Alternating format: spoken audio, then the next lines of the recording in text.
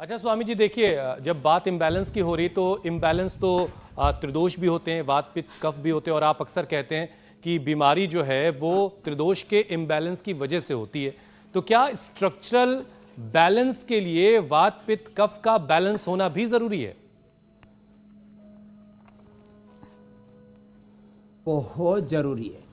तो ये तो नाभि धरण के लिए पाद अंगुष्ठ नासा स्पर्शासन सेतु बंधासन, और पूरे शरीर के बैलेंस के लिए सर्वांगासन और शीर्षासन। आप तो सर्वांगासन करो बच्चों, ज्योत्सना जी तो सर्वांगासन शीर्षासन दोनों ही कर लेती है, प्रिया जी अभी धीरे धीरे सीख लेंगी।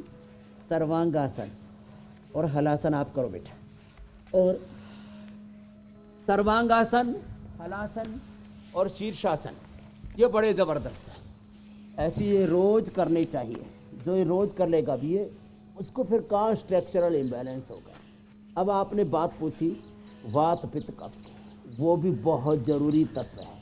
अब उसको भी कहता हूँ, उसके लिए प्राणायाम जरूरी है। बैठ जाओ बैठ बैठ करके आप सुखासन में, वज्रासन में, भस्त्रिका, कपालभाति, अनुलोम विलोम, ये 3 प्राणायाम ही करते हैं। करोड़ों भाई बहन हमारे को रोज फॉलो करते हैं, और वो इंडिया टीवी लगा करके जो जैसा कर पाता है 5 से 10 आसन, 5 से 10 प्राणायाम प्रतिदिन करते हैं और हमें सुनते हैं। मैं अब सार रूप में बता रहा हूं। वात का स्थान पूरा शरीर है, इसलिए वात दोष के असंतुलन के लिए हम बहुत उपाय बताते हैं। उसमें सबसे सटीक उपाय है एक तो बस्सी, एनिमा। सप्ताह में एक बार, और कुछ नहीं तो त्रिफला चूर्णी ले लिया करो। हरड़ बहेड़ा आंवला तीनों दोषों का संतुलन कर देंगे, वात पित्त कफ का। अथवा एलोवेरा, और सबके घर में होता है गिलोय, आजकल तो सबने लगाना शुरू कर दिया। एलोवेरा, गिलोय और निर्गुंडी ले ले, या पारिजात ले ले, या सहजना ले ले। 3 चीजें ले ले, 3 चीजें ले ले, वात पित्त कफ त्रिदोषों का संतुलन हो जाएगा। और वैसे भी गिलोय तो त्रिदोष नाशक है। तो वज्रासन में, सुखासन में या पद्मासन में बैठ करके भस्त्रिका, कपालभाति, अनुलोम विलोम करें। वात दोषों के लिए मैंने बताया एलोवेरा, गिलोय और निर्गुंडी सहज जो उपलब्ध हो जाए पारिजात में से 3 चीजों का रस पे लें, त्रिदोष का संतुलन हो जाएगा।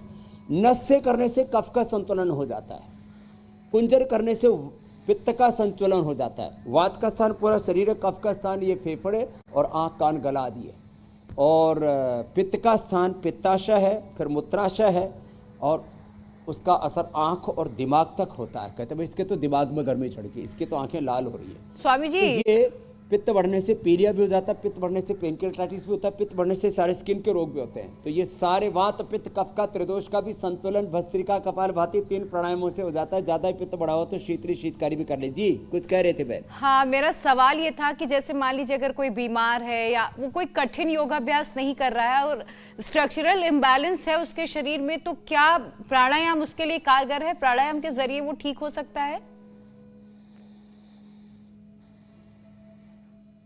देखो, एक तो ये दोनों हाथ सामने कर लिए। देखो, स्ट्रक्चरल इम्बैलेंस कंधों का भी होता है, गर्दन का भी होता है, फिर उससे सर्वाइकल स्पोलाइटिस पेन, फ्रोजन शोल्डर भी होता है, एंक्लोजिंग स्पोलाइटिस भी होता है, बहुत तरह की दिक्कतें होती है। एक तो ये तो भस्त्रिका, कपालभाति साथ ही साथ हो रहा है ना, तो भस्त्रिका, कपालभाति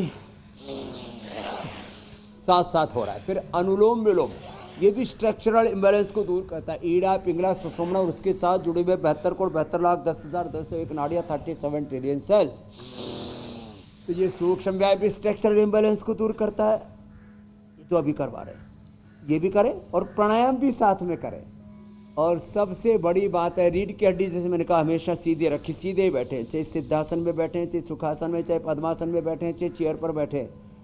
हुसैन भाई हमारे ज्यादातर सिंहासन पर बैठते हैं, हमारे वो राजकुमार, लेकिन बिल्कुल स्ट्रेट हूं स्वामी जी। तो वो भी रीढ़ की हड्डी अपनी सीधी बैठे रखते बैठे हैं। हुसैन, आप प्राणायाम के अलावा सूक्ष्म व्यायाम भी कर सकते हैं। स्वामी जी, अब नहीं, वैसे दर्शकों भी के- बड़े हाँ। गांव की भाषा में बड़े सीधे पाधरे हैं, एकदम स्ट्रेट चलते हैं, इधर उधर नहीं चलते। जिंदगी में हमेशा सीधे रास्ते पर चलना चाहिए। एक तो ये अभ्यास है, ये भी बड़े फायदे करते हैं स्ट्रक्चरल इम्बैलेंस को। गर्दन गड़बड़ हो जाए तो ये अभ्यास ऐसे ऐसे ऐसे, जो सीधे सीधे रास्ते पर चलते, योग के, सत्य के, धर्म के, न्याय के, पथ पर चलते हैं, फिर उनको ज़िंदगी में कोई रोग, कोई दुख, कोई दारिद्र्य, कोई जीवन में बीमारी बुराई होगी ही नहीं और जीवन बहुत अच्छा चलेगा। तो एक तो सूक्ष्म व्यायाम भी कर लें। ये अब जैसे पूरी बॉडी का स्ट्रक्चरल इम्बैलेंस बटरफ्लाई से भी दूर होता है, इसलिए बीच बीच में बटरफ्लाई करवाते रहते हैं और कुछ। ठीक है स्वामी जी।